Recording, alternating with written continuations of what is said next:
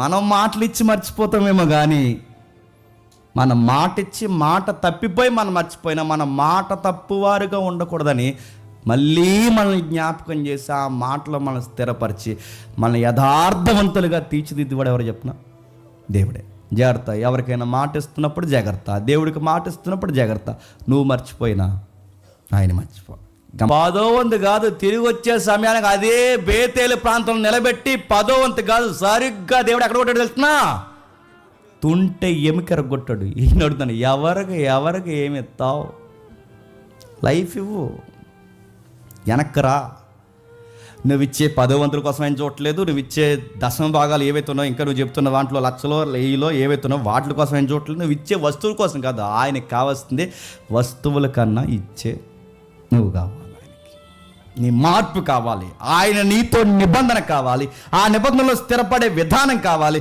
యాకోబు గారు మాట్లాడుతూ ఏమంటున్నాడు చూడండి, అందులో ఒక మంచి విషయం ఉందో దేవుడు చెప్తున్నాడు, నేనుంటా నీతో ఎల్లప్పుడు ఉంటా. ఆ అన్న దేవుడు ఎంత బాగా మాట్లాడుతున్నాడు. బేతేల్లో గుర్తుపెట్టుకొని ఇంటికి వెళ్ళిన చదవండి. అదే బేతేల్లో యాకోబు గారికి ముందు అక్కడ బలిపీఠం కట్టింది ఎవరు చెప్తున్నా? అబ్రహాం గారు. హాయికి నీ బేతేలికి మధ్య అబ్రహాం బలిపీఠం కట్టాడు, రెండింటిని సంధి చేస్తున్నాడు. అదే ప్లేస్లో 12:8 అబ్రహాం బలిపీఠం కట్టాడు. అదే 13 అధ్యాయంలో పవిత్రత మనకు కనబడుతుంది. అక్కడ మీరు చూడండి, ఇదే బేతేలు ప్రాంతం పవిత్రత నుంచి ఎక్కడ పోయిందో తెలుసా? రాను అపవిత్రంగా మారిపోయింది. ఏమైంది మీరు తర్వాత చూడండి. అదే పవిత్ర నుంచి అపవిత్రత ఎలా మారిపోయిందో మనకు తెలుసు.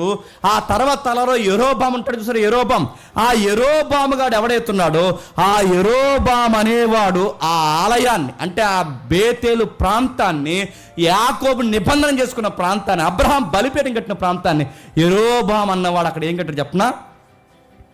ఒక బయలుకి గుడి కట్టించాడు. బయలు అంటే గుర్తొచ్చింది, ప్రజెంట్ ట్రెండ్లో నడుస్తుంది. చూస్తున్నారుగా స్టీఫెన్ హాకింగ్, చూస్తున్నారు కదా current news. Stephen Hawking, bill gates, bill Clinton చాలా మంచిగా అనుకున్నాను నేను. బిల్ క్లింటన్, ప్రజెంట్ ట్రంప్, కొన్ని మన ఇలాకాలో ఉన్న పేర్లు ఇవన్నీ వెంటనే ఆడి పేరేడు చెప్పండి. పేరు ఏం చూడరు, అన్ని సీరియల్ బ్యాచేనా చెప్పండి. వెస్టర్న్ ఫైల్స్ ఏవైతుందో ఆడెవడు చెప్పినా ఆడొక యూదుడు. ఆడ బ్యాంక్ అకౌంట్ నేమ్ అది తెలిసి పెట్టాడో తెలిగి పెట్టాడో మారిందో ఏమైందో మొత్తం మీదకి ఒక సౌండ్ బయటకు వచ్చింది. అకౌంట్ నేమ్ ఏంటో చెప్పిన? అకౌంట్ నేమ్ బయలు దేవత పేరు. ఆడెక్కడో ఒక దీవి కొన్నాడట. ఆ దీవిలో మాట్లాడితే వీలైతే మాట్లాడదాం అనుకుంటున్నాను దీని గురించి. ఎవరైనా కొంచెం తోడు పెట్టుకొని మాట్లాడితే ఇన్ఫర్మేషన్ బాగుంటుంది. ఎందుకంటే ప్రజెంట్ ఏం జరుగుతుందో వాతావరణం అర్థం కావాలి. బయలు చచ్చిపోలేదు, బయలు వాతావరణం చచ్చిపోలేదు. సాతానుగాడు ట్రెండ్ మార్చాడు, వాడి అప్డేట్ అయ్యాడు. ఇప్పుడు బయలు ఆరాధన ఎలా మారిందంటే, ఇప్పుడు బయలు దేవుడు ఎవరెవరిని వాడుకోవడం చెప్పిన? సైంటిస్టులని, పొలిటీషియన్స్ని చెప్పండి. ఎవరైతే ఉన్నారో కరెన్సీ అకౌంట్ బాగా అంటే వాడు లోకనాథులతో చట్టా పట్టాలేచాడు. వాడికి ఉన్న నీచమైన బుద్ధి మొదటి నుంచి ఏంటో చెప్పనా? పసిపిల్లలతో ఆటలాడతారు. బయలుకి పసిపిల్లలను బలేశారు. ఇదే చీకటి కుంభకోణంలో ఏం చేశారు చెప్పనా? పసిపిల్లలను దీవికి తీసుకెళ్ళి 14 నుంచి 10 ఏళ్ళు లోపున్న పిల్లల్ని అక్కడ తీసుకెళ్ళి వాళ్ళని ఇష్టానుసారంగా చెరిచేసి, ఇంకా చిన్న పిల్లల్ని ఆ సరిచేసేటప్పుడు వాళ్ళు చచ్చిపోతే వాళ్ళని జాగ్రత్తగా మంచి పిజ్జాలు ఫ్రైలు చేసుకుని తినేసారంట. ఈ చదువుతుంటే మీకు బయలారాధన గుర్తవుతుందా లేదా? నా మాటలు మీకు అర్థమవుతున్నాయి. అలాంటి గుడి కట్టించాడు ఈ పోరంబొక్కడు. ఎవరు చెప్పండి? యెరోబాము గుడి కట్టించాడు. తర్వాత ఓషియా లాంటి వాడు వచ్చాడు, మొత్తానికి ఆ గుడి పగలగొట్టాడు, తీసవతల పడేసాడు ఆ పనికి మాలి. ఇప్పుడు ఎగ్జాక్ట్గా అలా లేదు కానీ గుర్తుపెట్టండి, ఎగ్జాక్ట్ అలా లేదు కానీ బయలు ఈరోజు ఇలాంటి మోతుబర్ల గుండెల్లో బతికే ఉంది. సాతానుగాడు ట్రెండ్ మార్చాడు, విధానం మార్చాడు. ఆ వీడియోస్ కానీ ఫైల్స్ కానీ చదువుతుంటే నడుతున్నాను, భయం వేస్తుందండి. అసలు సాతానుగాడు సొసైటీని ఎంతగా కనబడ్డవు కొన్ని, వినబడ్డవు కొన్ని. ఇలాంటి మాఫియాలు ఎన్నున్నాయో ఈ సమాజంలో. నేను ముగిస్తున్నాను. యాకోబుతో దేవుడు మాట్లాడుతున్నాడు.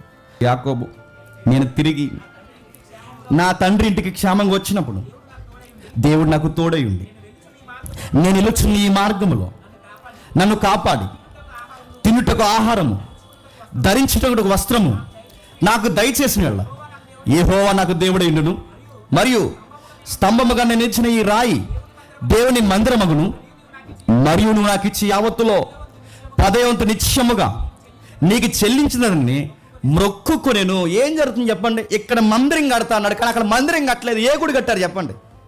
బయలు గుడి కట్టారు. ఇదే దేవుని స్థలం అవుతుంది. దేవుని స్థలం కాదు, అన్యులకు బలిపీఠం అయింది. ఆయనకి ఎలా అర్థమైంది చెప్పండి? ఈ నిశ్చయేంటి, ఈ ఔరాభావ సంబంధం ఏంటి? నన్ను ఎంత బాగా చూస్తున్నావే, నువ్వు నన్ను పోషించకపోతే ఏం చేస్తావు అనుకుంటే బాగుండు. కానీ ఆయనతోనే షరతులు మాట్లాడుతున్నాడు. ఏమని షరతులు మాట్లాడని చెప్పండి? నాకు ఫుడ్ ఎట్టి, బెడ్ ఇచ్చి, నీడిచ్చి అన్నీ ఇస్తే తిరిగి వచ్చి అన్నీ నేను క్షేమంగానే ఇంకా అక్కడ ఏం చచ్చిపోకుండా జాగ్రత్తగా తిరిగి వస్తే చెప్పండి నీకు 10% ఎత్తా అన్నాడట. దేవుడికి 10% ఏంటండి? మర్చిపోయి పోనీ ఒక విధంగా ఇది పాజిటివ్ వైబ్రేషన్లో మనం తీసుకుందాం. నిజంగా దేవుడు చేసిన మేలుకి యాకోబు గారి దగ్గర గ్రాటిట్యూడ్ మనకు కనిపిస్తుంది. ఎంత బాగుంటే చూడండి. దేవా నువ్వు నాకు చేసే కొలది నీకు నేను ఇస్తాను. నువ్వు నాకు చేసే కొలది దేవుడు నాకు ఇస్తాను. దేవా నాకు చేసే కొలది నీకు ఇస్తాను. గుర్తుపెట్టుకోండి. చాలామంది చూడండి, ఉద్యోగం లేనని సేపు ఎంత భక్తిగా ఉంటారో చర్చిలో. దేవ నాకే కనుక ఉద్యోగం వస్తే ప్రభు, గుర్తెట్టుకో, ఇంకా నాకు గాను ఉద్యోగం వస్తే ప్రభు ఫస్ట్ శాలరీ నీకే ప్రభు, నాకు గాను ఉద్యోగం వచ్చిందని ప్రభు, ఇదిగో ఈ పర్సెంటేజ్ అంతా ఇంకా మినిస్ట్రీ మామూలుగా ఉండదు. అప్పుడు మాట్లాడుతుంటారు చాలామంది దగ్గరికి వచ్చి, అని నాకు గాను ఉద్యోగం వచ్చిందంటే ఇంక మన మినిస్ట్రీ ఉంటుందని. అని 10 ఏళ్ళ నుంచి అంటున్నాడు, ఒక్కడికి కనబడలేదు.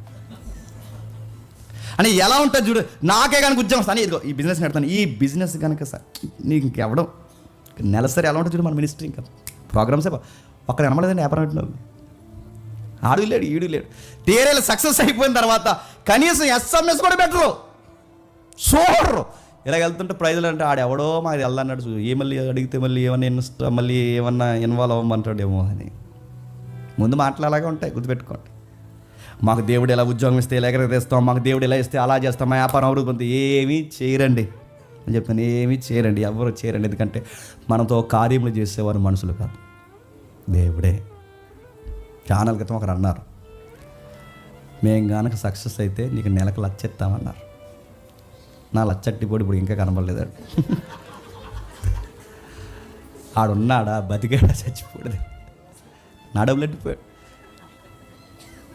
మనుషుల మాటలు అలాగే ఉంటాయి, అలానే చేస్తారు, అలాగే మాట్లాడతారు. అడుగుతున్నాను, వీళ్ళు ఏమి చేయరు. కానీ యాకోబు కొంచెం బెటర్గానే మాట్లాడుతున్నాడు మనకన్నా. యాకోబు దేవుడు తట్టినాడు, ప్రభువా నాకు కలిగితే నీకు ఇస్తా, నాకు కలిగితే నీకు ఇస్తా. కానీ బాగా ఉండండి, దేవుడు ఇస్తాడు, ఇంకా ఇస్తాడు, ఇంకా ఇస్తాడు, దీవిస్తాడు, ఇస్తాడు, ఇంకా ఇస్తాడు, దీవిస్తాడు, ఇస్తాడు. మనుషుడు ఎలాంటి చెప్పినా తీసుకుంటాడు, తీసుకుంటాడు, తీసుకుంటాడు. రేంజ్ మారిన వెంటనే మర్చిపోతాడు, స్థితిగతులు మర్చిపోతాడు, మూలాలు మర్చిపోతారు, అన్నీ మర్చిపోతారు. ఎప్పుడు గుర్తుపెట్టుకోండి, మన మూలం ఎప్పుడు మర్చిపోకూడదు. మనల్ని పిలిచిన వారిని మనం మర్చిపోకూడదు. మన పరిచర్యకి ఎలా వచ్చామో మర్చిపోకూడదు.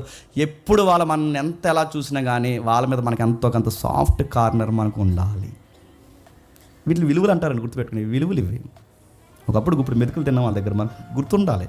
ఒకప్పుడు అక్కడ నిలబడ్డాం, మనకు గుర్తుండాలి, ఎంతో కొంత ఉండాలి. ఎన్ని జరిగినా సమయం వచ్చినప్పుడు సరైన సమయంలో మనం వాళ్ళ పక్షాన స్పందించాలి.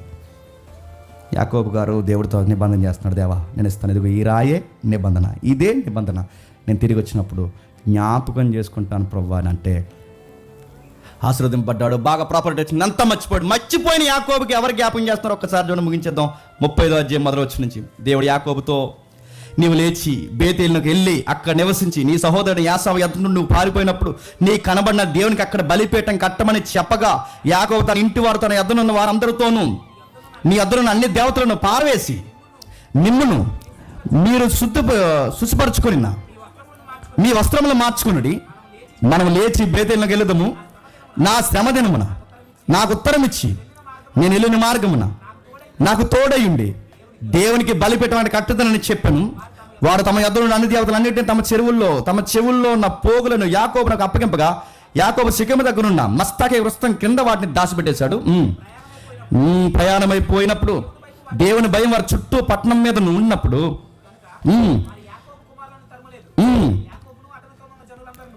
ఏడవచనంలో అతడు తన సహోదరుని ఎదుటి నుండి పారిపోయినప్పుడు దేవుడు అక్కడ అతనికి ప్రత్యక్షమైన గనక అక్కడ బలిపీఠం కట్టి ఆ చోటునకు ఏల్బేతేల్ అని పేరెట్టాడు. ఇప్పుడు గుర్తుపెట్టుకోండి, ఇక్కడ మీకు కనబడుతుంది లేదో ఇంకా కిందికి, రెబెక్కా దాయైన దెబోరా చనిపోయిన బేతేలను దిగునున్న సింధూర వృక్షం కింద అంటే ఇప్పుడు బాగా వినండి, ఈ బేతేలు అనేది ఒకటి ఉందని, అక్కడ ఒక కాన్సెప్ట్ ఉందని, చాలా కాలం క్రితం నాతో నువ్వు నిబంధన చేసావని, ఆ నిబంధన మాట తప్పేవాడుగా నువ్వు ఉండిపోకూడదని మళ్ళీ యాకోబుడికి అక్కడ నడిపిస్తున్నది ఎవరు చెప్పండి? మనం మాటలు ఇచ్చి మర్చిపోతామేమో కానీ మన మాట ఇచ్చి మాట తప్పిపోయి మనం మర్చిపోయినా మన మాట తప్పువారుగా ఉండకూడదని మళ్ళీ మనల్ని జ్ఞాపకం చేసి ఆ మాటలో మనం స్థిరపరిచి మన యథార్థవంతులుగా తీర్చిదిద్దువాడు ఎవరు చెప్పిన? దేవుడే. జాగ్రత్త, ఎవరికైనా మాట ఇస్తున్నప్పుడు జాగ్రత్త, దేవుడికి మాట ఇస్తున్నప్పుడు జాగ్రత్త. నువ్వు మర్చిపోయినా ఆయన మర్చిపో. గమ్మత్తేడు చెప్పిన, దేవుడు అన్నాడు, యాకోబు నీకు నేను ఉన్నాను. యాకోబు అన్నాడు, ప్రభువా ఎలా ఇల్లని అలాగే మంచి సమృద్ధి వస్తే నీకు మళ్ళీ వచ్చి చెప్పండి దశమ భాగం ఇస్తాను. ఇక్కడ ఒక అవసరమైతే భవిష్యత్తుకు ఒక మందిరంలో దీని యొక్క ప్లానింగ్స్ అన్నీ ప్రొఫైల్ ఒకటి నేను పెడతాను ప్రభు అన్నట్టు మాట్లాడు. కానీ ఏమైంది చెప్పండి? కానీ గుర్తుపెట్టుకోండి, యాకోబు రేంజ్ మారిపోయాడేమో కానీ దేవుడు మారిపోయాడు. చెప్పండి, మన దేవుడు మారని దేవుడు. యాకోబుకు మాట ఇచ్చిన దేవుడే ఇస్సాకుకు మాట ఇచ్చాడు, ఇస్సాకుకు మాట ఇచ్చిన దేవుడే అబ్రహాముకు మాట ఇచ్చాడు, వాళ్ళకు మాట ఇచ్చిన దేవుడే వాళ్ళతో మాట్లాడిన దేవుడే. క్రొత్త నిబంధనలు ఏమో తెలుసా? ఎంత బాగుంటుందండి అన్నమాట. ఆ మాటలు చాలండి, మనతో ఎవ్వరు లేకపోయినా కళ్ళు మూసుకొని బతికేయచ్చు. ఎంత బాగుంటుంది చూడండి. అదే మత్తయి సువార్త. ఆ మత్తయి సువార్తే 28వ అధ్యాయం, మత్తయి సువార్త 28వ అధ్యాయం 20వ వచనం. నా శిష్యులారా, అన్నీ వదులుకొని నన్ను వెంబడిస్తున్న వారులారా, నా అపోస్తులారా, నా పిల్లలారా, నా రాజ్య సంబంధులారా, నేను మీకు ఏ సంగతులను ఆజ్ఞాపించుతున్నో వాటన్నిటినీ మీరు గైకొనవలను వారికి బోధించిటి. ఇదిగో నేను యుగ సమాప్తి వరకు సదాకాలము మీతో కూడా నేను ఉంటాను. గుర్తుపెట్టి, ఎంత బాగుందండి. యాకోబుతో ఏ మాట అన్నాడో ఇస్సాకుతో అదే అన్నాడు, ఇస్సాకుతో ఏదన్నాడో అబ్రహాంతో అదన్నాడు, అబ్రహాం ఇస్సాకు యాకోబులతో ఏదన్నాడో. క్రొత్త నిబంధన సంగతులు చేతి పట్టుకుని వాటిని గైకుంటున్న వారితో కూడా చెప్పండి, వాటిని బోధిస్తున్న వారితో కూడా ఏమంటాడు చెప్పండి? వారికి తోడుంటానన్న నేను చెప్పండి, మీకు కూడా తోడుంటా. ఈ మాటలు చాలవండి ఆ దేవుడిని అలా కౌగిలించుకుని బతకడానికి చెప్పండి. ఇవి చాలవా చెప్పండి? మనతో ఎవరు ఉన్నాయి, ఎవరు లేకపోయినా, అన్నయ్య ఉన్న అన్నయ్య లేకపోయినా, నాన్న ఉన్న నాన్న లేకపోయినా, అమ్మ ఉన్న అమ్మ లేకపోయినా, నాన్న వారు నాతో ఉంటానని ఉండకపోయినా, ఎవరు వెళ్ళిపోయినా, నన్ను పిలిచిన వాడు నన్ను ఎడవాడు ఎడబాయుడు, నన్ను పిలిచిన వాడు నన్ను దూరం చేయడు. ఆయన అన్నాడు సదాకాలము మీదే. సదాకాలం అంటే గుర్తుపెట్టుకోండి, ధైర్యంగా బతకండి. ఎవరు లేరని ఇందాక తమ్ముడు చెప్పినట్టు సూసైడ్ చేసుకోకండి, లేనిపోయిన నిర్ణయాలు తీసుకోండి. ఎవరున్నా ఎవరు లేకపోయినా నేను పిలిచినవాడు, నేను పుట్టించినవాడు ఎల్లకాలం నీతో నడుతున్నాను. ఈ సదాకాలం అంటే ఈ కాలంలోనే ఉండడు. మీకు ఇంటికి వెళ్ళక చదవండి, రేపొద్దున నిత్యత్వంలో కూడా ఉంటాడు. ఎప్పుడైనా నేను మనల్ని వదులుతాను ఒక మాట అంటున్నాడు చెప్పండి, ఎక్కడ వదలరండి. ఇలాంటి దేవుడిని వదిలేసి ఎక్కడికి పోవాలి? ఇలాంటి దేవుడిని వదిలేసి ఏ ఆకర్షణలో పడిపోవాలి? ఇలాంటి దేవుడిని వదిలేసి ఏవి తీయగుందని లోకం వైపు చూడాలి? అందుకే పౌలు అన్నాడు, కరువైన ఖడ్గమైన హింసైన ఈ లవ్ నుండి నన్ను ఏది దూరం చేయి. ఆ దేవుడే, ఆ యాకోబుతో మాట్లాడిన దేవుడే ఈ రాత్రి నీతో నాతో మాట్లాడుతున్నాడు, ధైర్యం ఇస్తున్నాడు. సదాకాలం మీతో ఉంటా, రేపు నిత్యత్వంలో కూడా మీతో ఉంటా. నేనే నా గుడారాన్ని మేమే కప్తా, మీతో కలిసి నివాసం చేస్తా. అది కదా ప్రభా, ఫైనాన్స్ ప్రభా నేను చూసుకుంటాను అంటాడు. డిసీజ్ అన్నారు ప్రభా doctors, don't worry Jehovah Rapha నేను చూసుకుంటా. అది కదా ప్రభా, వీళ్ళందరూ ఉంటా అన్నారు, నన్ను వదిలేసి పోనీ నేను ఉంటా. ప్రభు వీళ్ళెవరు ఇలా మాట్లాడు, పోనీ ఈరోజు ఇలా ఉన్నారు, రేపు ప్రభు పోనీ నేను పిలిచా, నేను ఎన్ని చేయాలని చేస్తా. నువ్వు కొన్ని తలతెక్కల పనులు చేసినా నేను సరి చేసుకుంటా, నాకు వ్యతిరేకమైన పనులు చేసినా నేను పిలుచుకుంటా, మొత్తం మీద నేను మార్చుకుంటా. అలా గాడి తప్పి నిన్ను మళ్ళీ ఎలా పిలుచుకుంటా, నేను నిలబెట్టుకుంటా. సదాకాలము నీతో నేను